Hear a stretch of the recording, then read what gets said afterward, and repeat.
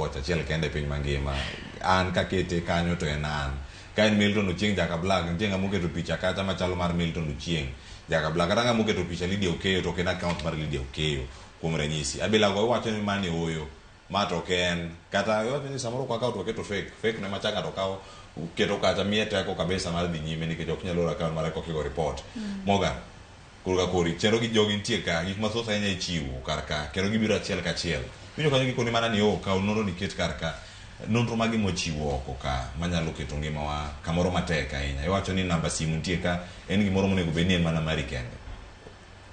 erokamano Kileo kendo anyalo wacho ni namba simu ema sama okete mbui kacha kelonwa shida mang'eny but anyalo wacho ni kata Facebook osetimo improvement ma sani mondo mi ng'ato yud namba ni Facebook en mana ni ng'ato post to okwayi namba ni e post mo post no to i reply gi namba ni koro namba ni no en public but ber ka ng'ato kadwa namba ni to Facebook kacha ntie gi kar chatting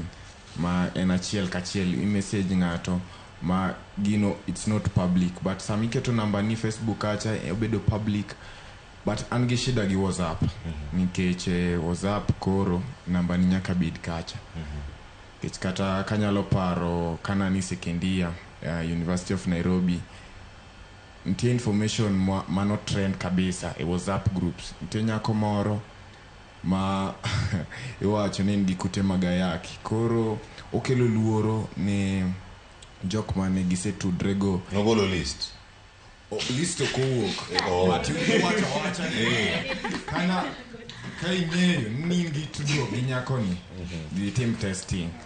koro gino okelo attack moro ng'eno ne gi team gige pile ka pile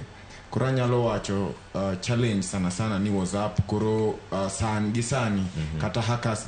giyudo thought of our contacts e WhatsApp kasto gik mo post TikTok, Twitter gi affect oganda nikech sama anyuola ni gilueny e ot to gikete Twitter kata gikete TikTok jineno gi